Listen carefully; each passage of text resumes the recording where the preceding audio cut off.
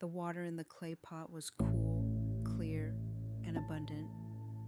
Yet as Chil-gu lifted the pot to his lips, his hands trembled, and a raw, burning agony flared in his throat. He swallowed, the liquid barely touching the inferno within him. His eyes, sunken and bloodshot, darted towards the village well, just beyond the low wall of his wealthy hanog. He hadn't drunk from it in years, not since the whispers began. But now, with the drought deepening, the well's cool depths seemed to call to him, a siren song promising oblivion, daring him to break his sacred vow. He squeezed his eyes shut, a desperate plea escaping his cracked lips, as the familiar, cold whisper echoed deep within his mind. Just one sip, just one.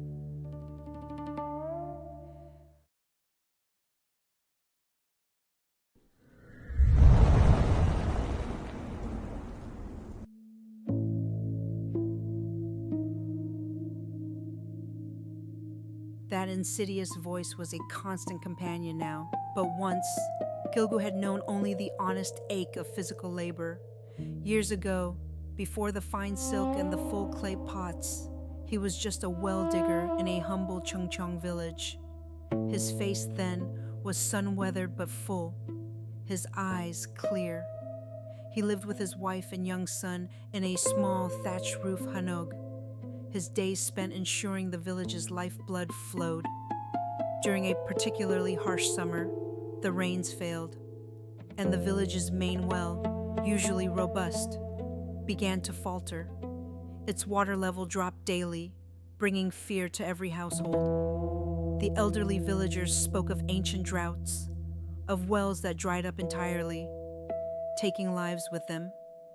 Chil-gu, despite his own growing anxiety, knew what he had to do. The well was deep, rumored to connect to underground springs, but it was also choked with debris and fallen stones. He would have to descend into its dark, cool maw. Descending into the well, the chill of the earth offered a brief respite from the scorching sun above. Chil-gu carefully navigated the moss-slicked stones, the rope biting into his hands. At the bottom, in the murky, shallow water, lay not just debris, but something else. A large, ancient iron ladle, black with rust and caked in mud, its handle strangely ornate. As his fingers closed around it, a strange coldness seeped into his bones, and a faint, dry whisper brushed against his ear, though no one else was there.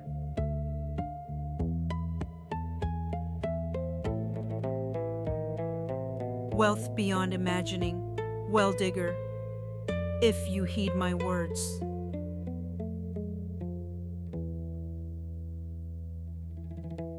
The voice, dry as parched leaves, offered 3 rules. Never drink from this well. Never let your reflection touch water after sunset. Never refuse water to another.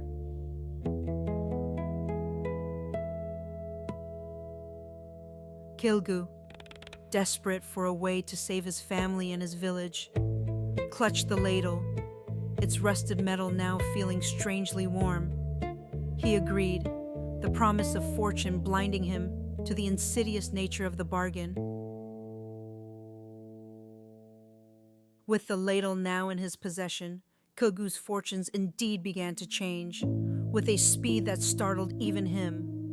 Gold coins appeared in unexpected places, beneath loose floorboards, inside an old storage jar. His small plot of land yielded an impossible harvest, even as his neighbors' crops withered. He grew rich, moving his family into a grander hanog with a giwa-tiled roof. But the bargain began to exact its price. The first rule, never drink from this well, was easy at first, but soon a burning, internal thirst started to plague him, a dryness that no amount of water could quench. He became secretive, especially after sunset, carefully avoiding any reflection, lest the second rule be broken. A coldness, like an unseen hand, would often brush his neck. He tried to rationalize it all. The thirst, the chill, the secrecy, as the necessary burdens of his new prosperity. But a part of him knew a deeper, more sinister change was taking root. The changes in Chil-gu became undeniable. His once kind face was now gaunt and drawn, his skin sallow, his eyes bloodshot from constant sleeplessness and unquenchable thirst. He moved with a nervous, jerky energy, always checking over his shoulder, always avoiding the clear pools of water that dotted his madang. His wife watched him with growing alarm, her pleas for him to rest falling on deaf ears. One evening, after sunset, a sudden gust of wind extinguished his lantern. In the fleeting moonlight, he stumbled, catching his balance on a large, shallow basin his wife used for washing rice. His face, distorted by the rippling water, stared back at him. But it wasn't quite his face. The eyes were too wide, the mouth a gaping maw, and two small, sharp horns seemed to sprout from his temples. He recoiled with a gasp, the image vanishing as quickly as it appeared, leaving him shivering, questioning his own sanity. The terrifying glimpse in the water confirmed what Chil-gu had refused to admit. He was not merely prospering, he was being consumed. The drought outside worsened, turning the land into a sun-baked wasteland. Villagers, desperate, began to beg Chil-gu for water, knowing his new wealth meant private stores. The third rule, never refuse water to another, became a torment. Each time he poured water for a neighbor, the Dokkaebi's voice in his head grew louder, a grating, mocking presence. You give them what is mine, well digger. You weaken yourself for others. Soon, you will be mine, completely.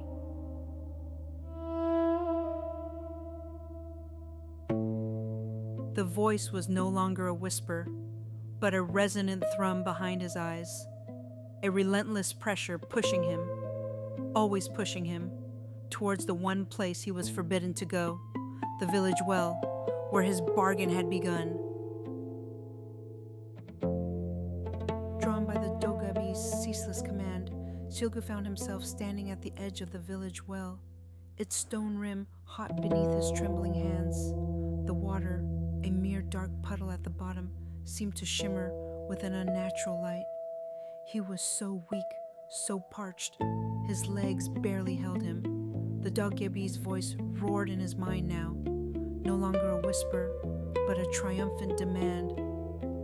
Drink, well digger. Drink and be truly mine.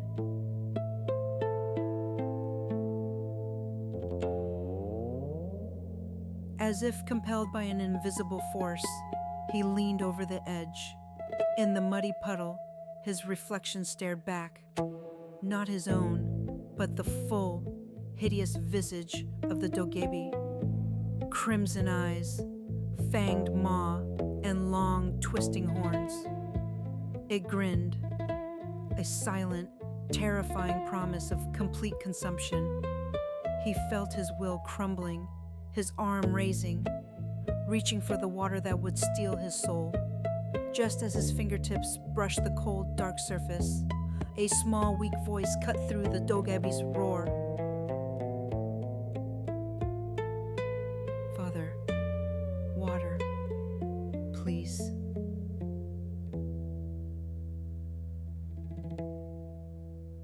It was Chil-gu Adol, small and frail, his voice barely a whisper, his throat parched, standing just behind his father, gazing up with pleading, desperate eyes. The Dokkaebi's roar within Chil-gu's mind faltered, replaced by a searing agony as the third rule, never refuse water to another, clashed violently with the first. His own body screamed for the well's forbidden water, but the sight of his dying child pierced through the Dokkaebi's hold. With a guttural cry, Chil-gu tore his hand away from the well, stumbling back. He fumbled for the small, concealed clay pot of water he had kept for emergencies. He poured the precious liquid into his son's cupped hands. As his son drank, the ancient iron ladle, still clutched in Chil-gu's other hand, glowed with a sickly green light, then crumbled into a pile of fine black dust. The burning thirst in Chil-gu's throat vanished, but a different kind of emptiness remained. The dust settled, and with it, the Dokkaebi's hold. Chil-gu was free, but the years of torment and unnatural prosperity had left their indelible mark. His wealth, gained by a twisted bargain, evaporated as quickly as it had arrived, leaving him once more in his humble, thatched roof hanok. He was gaunt and hollow-eyed, his movements slow and deliberate, forever reminded of the price of quick riches. The village well, once a source of terror, became a symbol of his redemption and his loss. He never spoke of the Dokkaebi, but sometimes, on still nights, a phantom chill would creep up his neck, or he would feel a sudden, aching dryness in his throat, a ghostly echo of the thirst that had nearly claimed him. These were the whispers of a lesson learned, that the craving for unearned prosperity can hollow a man out, leaving him a vessel for something far darker than mere poverty. A chilling reminder that some bargains extract a cost far greater than gold, a cost counted in the very essence of one's soul.